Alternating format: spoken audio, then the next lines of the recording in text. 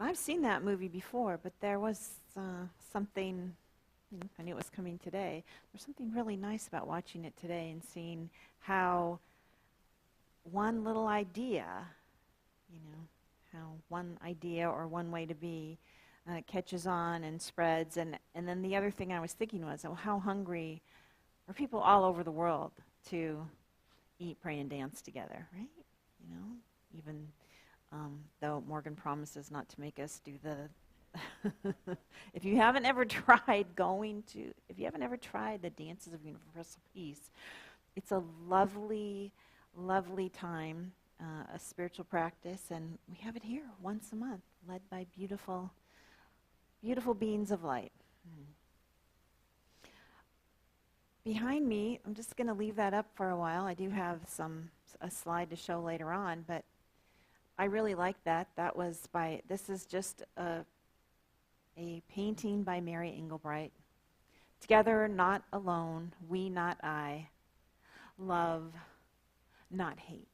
And it's just a sweet representation. She just posted, she painted it and wrote it and put it out there sometime last week. So I'm just keeping it up because it makes me happy. It makes me smile. Now, I watched a movie yesterday, Divergent. Has anybody seen that movie, Divergent? Okay. Well, if you haven't seen it, it was also a series of books, very popular with, I would say, young adults. And it's science fiction, and the premise is this, that it's post-apocalyptic, and in the city, at least in the movie, in the city of Chicago is kind of a small group of people are left, a small group. And what they did was they banded together and they divided up the population into 5 factions. And you were born into a faction, and then when you become of age, you can choose the faction you want to go to. And for example, one of the factions was abnegation, which were the helping people. One of the factions was dauntless, which are the adventurers and the police and the protectors. And I promise not to tell you the whole plot. Don't you? Sometimes that is fun to do, right, though, to tell someone the whole plot of a movie, so I'm holding back. But the point is that there's one young woman she finds out she's a divergent, meaning she's not any of these factions. And she has a test. They have a test where they can somehow see into your mind, and they find that she is this divergent person. So she's not any one faction. And one of the factions starts to think that's dangerous. So, they like all good science fiction. There's a conflict, and we are left with the thought that how are they going to work it out? How are they all going to work it out? Is this population going to realize that everybody's okay and you don't have to kill people who are divergent or whatever? And what struck me about it is that, well, first of all, I love watching movies and thinking about them and critiquing them. I think, well, geez, how ridiculous that you could actually get a population into 5 different groups. And I can't even imagine getting a population, even if it was fairly highly decimated, into 5 groups. And those 5 groups would all, in their individual groups, they would be alike and think alike. Because we're all divergent, aren't we, really? We are all of us divergent. The other thing that's been going around Facebook, at least in my Unity Minister crowd, is something called ambivert. A new concept, whether you're an extrovert or an introvert. There's a description going around about people who are ambiverts. Now, the best description of introvert and extrovert that I ever got to was, if you're an introvert, you get most of your batteries recharged when you're alone or quiet kinds of things. And if you're an extrovert, you get most of your batteries charged by a bunch of people. you know. Now, and then this ambivert thing is going around saying how, well, what if you're both? Well, I actually believe that all of us have both of those things in us. We both get our batteries charged sometimes by being alone and sometimes by being at a party, right? Or being at church, whatever it is. But it struck me again how much we want, each of us wants recognition that we are this beautiful, unique being, right? I mean, we really are. And we want to be seen. We want to be loved just the way we are. We want to be seen for the unique being that we are. And that is what the spiritual path gets us to, I believe. It gets us to that recognition that even though there's 6.5 billion people on the planet, maybe it's 7 billion by now, I'm still unique. You're still unique in that you are precious and valuable in who you are. And that our walk, our serious walk, is to be okay with all of the variations, right?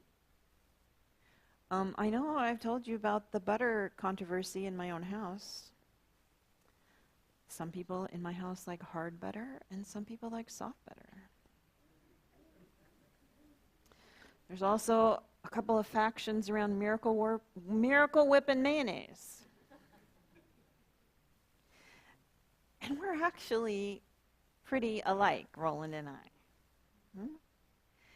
I joke about it, but it is our serious spiritual work to be okay being our own unique self, being divergent, being an ambivert, and also to be able to coexist and choose together, not alone, we not I, love not hate.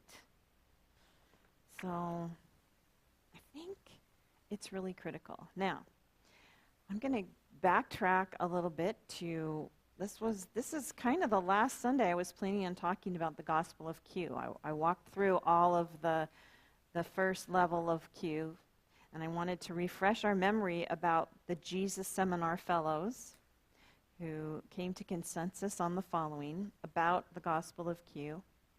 Jesus of Nazareth did not refer to himself as the Messiah, nor did he claim to be a divine being who descended to earth from heaven in order to die as a sacrifice for the sins of the world. These are claims that some people in the early church made about Jesus, not claims he made about himself.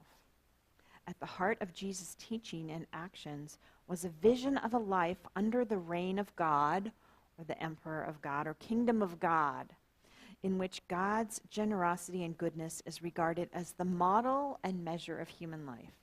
Everyone is accepted as a child of God, and thus liberated both from the ethnocentric confines of traditional Judaism and from the secularizing servitude and meagerness of their lives under the rule of the Empire of Rome.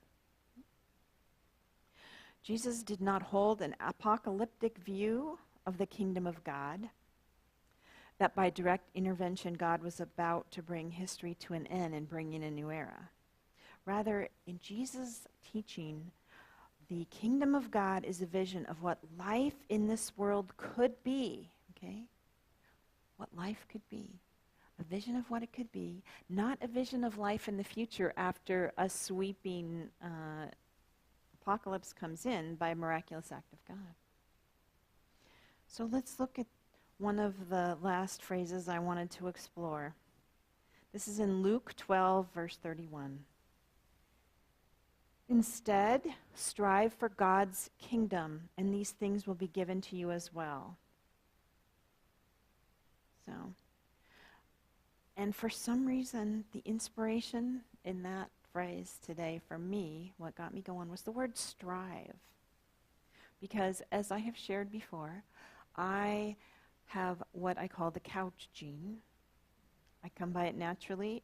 Every single person in my family of origin has it. It is the ability to lie on a couch, recline on a couch, sit on a couch. I actually have friends who cannot sit on a couch. Does anybody here not like to sit on a couch? Yeah, see, Anita. Yeah. There are people who hate hot tubs. Imagine. So I have the couch gene, but so I have to have balance, right? We all have to have balance. So the word strive makes me a little tired, just thinking about the word strive. But I know that I need to incorporate the word strive and the spiritual practice of strive into my life. In the ancient world, it was understood that people are happiest when their minds are flexible and their bodies are strong. In the modern world, we are faced with conditions that challenge this mental and physical balance. So we need to attend to our well-being. Because the mind and the body are connected, relieving the stress of the body through exercise has an immediate effect on the mind, okay? The mind is no longer dealing with the discomfort of the body. If the body is relaxed and flexible, that is one less thing for the mind to think about. So physical exercise thus provides some mental relief. And I'll tell you what, I also have noticed that as I have, let's see, I can't even think of a euphemism. As I've gotten older, I think it's something besides getting older, but as I've gotten older, I notice that I have a higher investment in exercise. It's keeping creakiness and achiness at bay. If I move, the best, way I can move. And I'm very fond of yoga. I also like to run, and that because you can run slow. I run really slow. So I found this beautiful teaching about running and meditation, and the part that cracks me up is it kind of nailed me. Do you ever hate to get nailed on your faults? Well, this one sort of nailed me. This teacher, who, let me get the name of the teacher is Sakyong Mipham Rinpoche, was in the magazine in January this year, which I can't remember the name of the Buddhist magazine because obviously I haven't run enough because my brain is going, so. Anyway, so talking about in running and relating it to meditation, okay? That there's the physical part, and then in spiritual practice, I talk about meditation. There needs to be some way you calm your mind, right? There has to be some time of the day, of the week, where you stop your mind and rest. And you need both those things. You need to be flexible, and you need to calm your mind. Let's see. I looked at something that was just, I was looking at vacation houses, and at the bottom of the vacation house it said, for peace of mind, we have everything, blah, blah, figured out for your check-in and check-out. It's like, man, it's everywhere. People really do want peace of mind everywhere now, right? Even in vacation house rentals, you want peace of mind. So it just like the dances of universal peace, spreading everywhere. Now, here's the part that I don't really want to read, but I'm going to read it to you anyway. In running and in meditation, one of the biggest obstacles is laziness. One kind of laziness is basic slothfulness, in which we are unable to extract ourselves from the television or couch. Okay? I am sorry, but that is so true. Not only do I sit on the couch, I sit on the couch and I watch too much television. It seems to relieve stress from my mind and my body, too much. That was hard to say. In this case, just a little bit of exercising can send a message to the body that it is time to move forward. Even putting on workout clothes and beginning to stretch helps brings us out of our sloth. Oh, what a word, sloth. By the same token, sitting down to follow the breath for even 5 minutes has the power to move us out of laziness. So that's my point.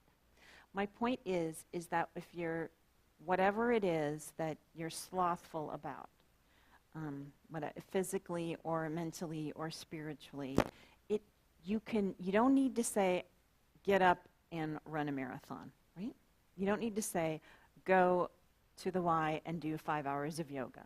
You don't even say go do 1 hour of yoga or 1 hour of meditation. You can say take a breath. You can say get up and walk outside around your house. You can say get up and stretch. Get up and stand like Wonder Woman or Superman. That's always good. And seriously, a breathing in and breathing out for 3 breaths will work. That's what the striving is. That's what the striving is. Don't be slothful, Don't make it too big that you're never going to do it, but do something. Now, today, let's see. Oh, the other thing, I just wanted to share one other thing that kind of nailed me that this teacher was talking about. So one of the biggest obstacles is laziness. Although the process of meditating is different from running, the tools are the same. We need to be determined and exert ourselves. Obviously, we will have challenges, but discipline, perspective, and perseverance lead to big rewards. And here's the last little part that nailed me. People say running is my meditation, and this particular teacher says, no, it's not.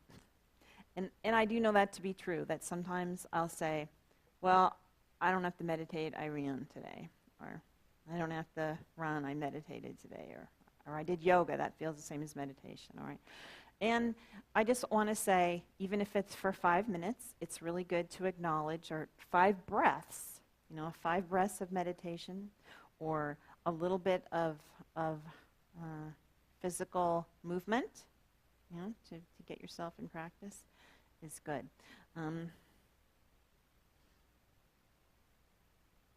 Now, I am going to give us a meditation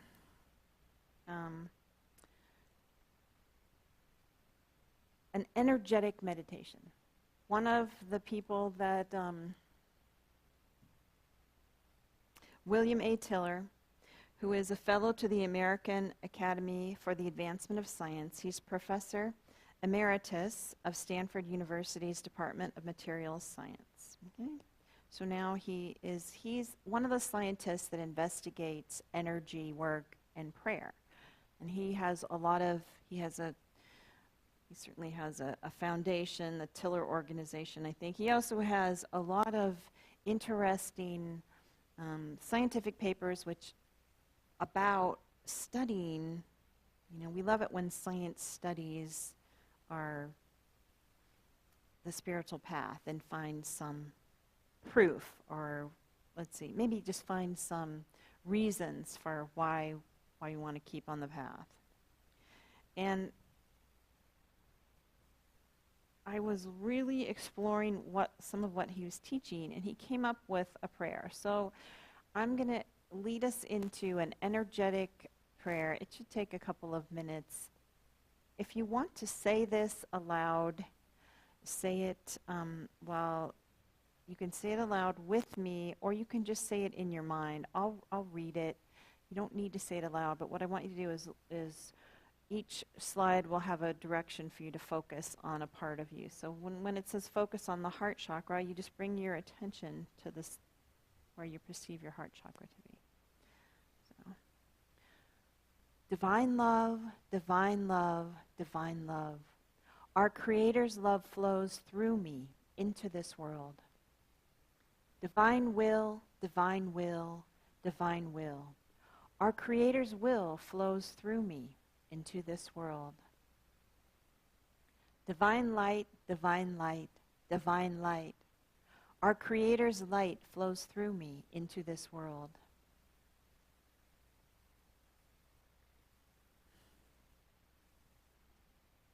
Divine wisdom, divine wisdom, divine wisdom. Our Creator's wisdom flows through me into this world. Love, love, love, love, love, love. Will, will, will, will, will, will. Light, light, light, light, light, light. Wisdom, wisdom, wisdom, wisdom, wisdom, wisdom. Are being manifest and materialized in the name of the Christs. Krishnas, Zoroaster, Melchizedek, Moses, Lu Chao, Confucius, Buddha, Jesus, Muhammad, Abdul Baha, and all the other Christs not mentioned. I stand in the light of these Christs. No foolish thoughts, no false imageries, no fears, and no forebodings can come near this light within me, for I love it and I serve it. The Lord is my shepherd, I shall not want.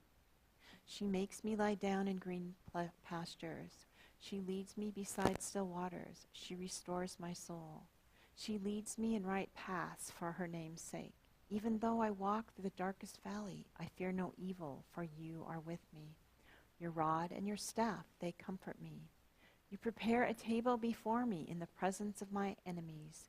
You anoint my head with oil, my cup overflows. Surely goodness and mercy shall follow me all the days of my life, and I shall dwell in the house of the Lord my whole life long. Be still and let the oneness of the universe flow in.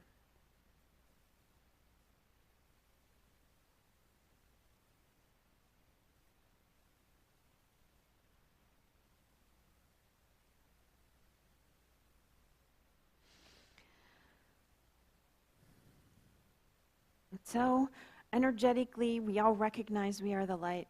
Let's take an offering for unity.